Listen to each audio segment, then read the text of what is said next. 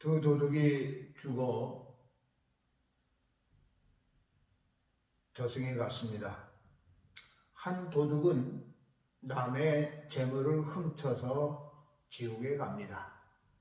한 도둑은 남의 슬픔을 훔쳐서 천국에 갑니다.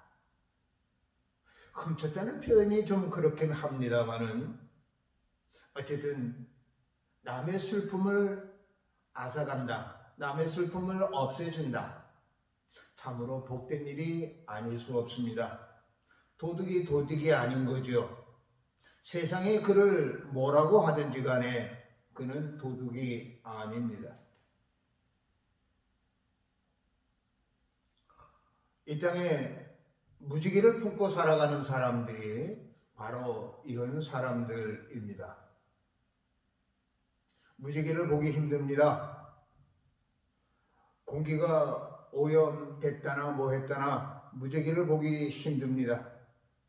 대도시에서는 꿈도 못 꿀 것이 이 무지개 보는 일입니다.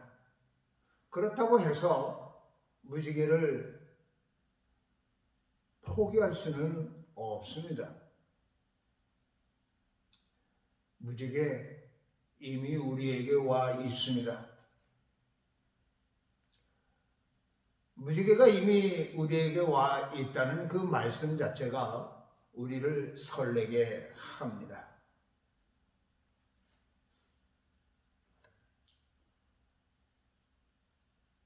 어떤 이가 썼는지 제가 잘 모릅니다만은 이런 시가 있습니다. 모든 것 내려놓게 하시고 고단한 몸 편히 누게 하시고 빈 마음으로 푹 쉬게 하시고 다시 생명의 빛으로 이 새날의 아침을 주시니 너무너무 감사합니다. 따사로운 사랑의 빛을 온 세상에 뿌려주시니 얼마나 좋은가. 신선한 생명의 공기를 배부 깊숙이 호흡하게 하시니 이 얼마나 좋은가. 길을 주는 물 한 모금으로 지저귀는 아름다운 새소리로 회색일색의 어둠으로부터 형용색의 빛깔 고운 새날로 이렇게 또다시 새 생명을 주시니 이 하루가 천국이로다. 창세기 2장부터 6장까지의 말씀은 인간의 죄의 역사가 발전하는 것을 보여주고 있습니다. 첫 번째로 아담과 이브가 하나님으로부터 분리됩니다.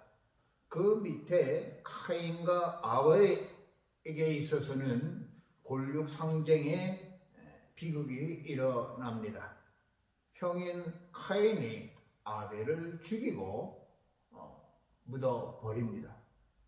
그 밑에 라멕에게 이르러서는 그야말로 온 가족을, 온 사회를 짓누르는 그런 전행을 저지르는 것을 볼 수 있습니다.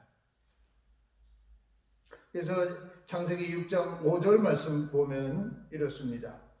여호와께서 사람의 죄악이 세상의 관영함과 그 마음의 생각의 모든 계획이 항상 악할 뿐임을 보시고 사람을 만드신 것을 후회하시고 홍수로 쓸어버리고자 하셨다. 홍수로 쓸어버리시고자 하셨다. 절망이죠. 저주죠. 그러나 절망과 저주뿐은 아니었습니다. 또 한편으로는 이렇게 심판을 받았다 하지만은 하나님이 주셨다 라기보다는 이미 예정되어 있었던 그런 과정이 아니었나 이렇게 보여집니다. 하나님을 떠난 것 자체가 저주요. 하나님을 떠난 것 자체가 하나님의 말씀을 이해하지 못하고 이행하지 못했던 것이 저주고 심판이다. 이런 뜻으로 지금 말씀드리는 것입니다. 그 속에서 이제 하나님은 노아와 새로운 언약을 맺습니다. 그래서 홍수를 통해서 심판이 아니라 저주가 아니라 새로운 시작임을 알리는 그런 은총의 약속을 하십니다.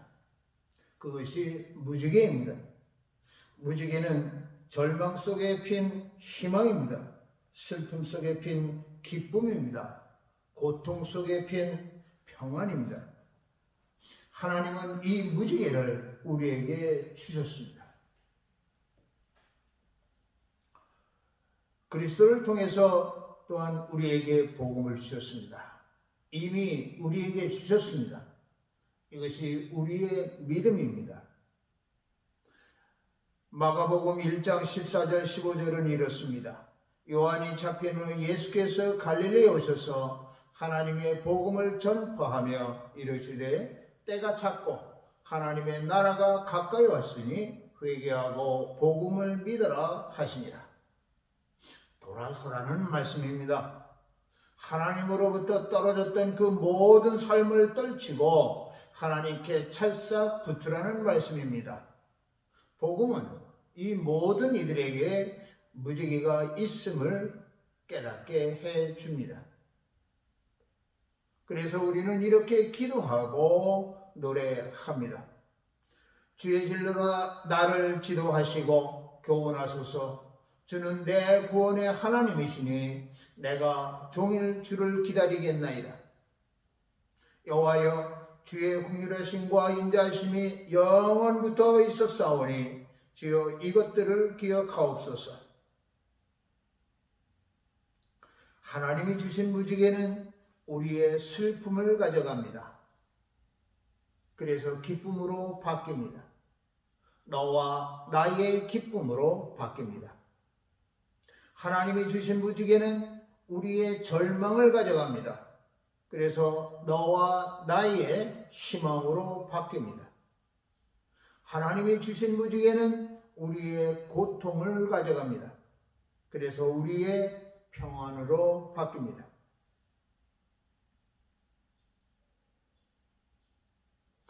결혼 행진곡에 두 개가 있죠. 하나는 신부가 입장할 때, 두 번째는 신랑 신부가 나중에 퇴장할 때 하는 행진곡이 있습니다. 그 두 번째 행진곡이 맨델스존이 작곡한 것인데, 이 맨델스존을 말하고자 하는 것이 아니라 그 할아버지를 일화를 말씀드리고자 합니다. 맨델스존의 할아버지 참 못생겼나 봅니다. 체구도 작은 데다가 곱사등이 이렇게 해가지고 좀 누구도 거들떠 보지 않는 그런 외모를 지녔습니다. 그런데 어떤 집에 가서 보니 거기에 있는 아가씨한테 홀딱 반한 겁니다. 그런데 누가 이 맨델스존의 할아버지에게 눈길을 주겠습니까? 그래서 어찌어찌 얘기를 하는데, 대화를 나누기 시작하는데, 당신은 사람이 날 때보다 하나님이 그 배우자를 정해주신 것을 믿느냐? 이렇게 이제 얘기를 시작합니다. 그래요, 믿어요. 그럼 당신은요? 이러면서 새처럼하게 대꾸를 하는 거죠. 이 할아버지는 뭐 그때 당시에는 청년이었겠지만 나도 믿는다오. 근데 이제 하나님이 나한테 이렇게 말씀하셨어. 내가 너에게 배우자를 선택했는데 그 배우자는 키도 작고 곱사등이고 아주 못났다. 이제 이렇게 말씀하시는 거 아니겠소? 그래서 내가 깜짝 놀라서 이렇게 말씀드렸습니다. 하나님, 그건 안 될 노릇입니다. 차라리 나를 그렇게 만드시고 그 여자는 정말 아리따운 여인으로 만들어 주십시오. 이렇게 하나님께 했습니다. 이제 이렇게 서로 이제 주고받았다는 얘기입니다. 그래서 서로 눈이 맞아서 알콩달콩 잘 살았다는 얘기, 믿거나 말거나 한 얘기입니다만은, 이 얘기를 꺼낸 것은 우리 예수님의 마음, 우리 예수님의 삶이 그러하지 않았는가 하는 마음으로 말씀을 드리는 겁니다. 우리의 모든 고통 속에서 우리에게 평안과 기쁨을 주시고자 하셨습니다. 우리의 모든 아픔, 외로움, 고통을 당신이 다 가져가시고 너희들은 참 평안할지어다. 이렇게 축복하신 예수님이 바로 우리의 예수님이십니다. 늘 우리에게 어느 사람도 예외 없이 고통이라고 하는 거 있습니다. 또 재미없다, 쓸쓸하다, 외롭다 합니다. 이럴 때 무지개를 봐야 합니다. 더 나아가서 무지개를 품어야 합니다. 하나님이 기뻐하시는 그분, 내 사랑하는 자다 라고 했던 그분이 무지개로 오셨습니다. 우리에게 무지개를 주시고자 하셨던 것입니다. 우리 주님은 당신이 이 땅의 고통과 절망과 슬픔을 짊어지고 당신의 백성에게 날마다 좋은 날을 만나도록 하셨습니다. 기쁨과 평안의 좋은 날입니다. 주님이 주시고자 하신 무지개는 바로 우리의 것입니다. 내 것이며 우리의 것이며 이 땅의 것입니다. 너의 고통을 내가 가져옴으로써 우리에게 평안이 옵니다. 절망이 변하여 우리의 희망이 됩니다. 슬픔이 변하여 우리의 기쁨이 됩니다. 이것이 무지개이며 복음입니다. 무지개를 품은 자들이 살아가는 삶의 방식이기도 합니다. 이 무지개가 바로 우리 각자에게 부어주신 하나님의 은총입니다. 감사하고 찬양하며 이 무지개가 활짝 온 세상에 펼쳐지도록 기도하며 살아가는 우리 모두가 되기를 소망합니다. 아멘.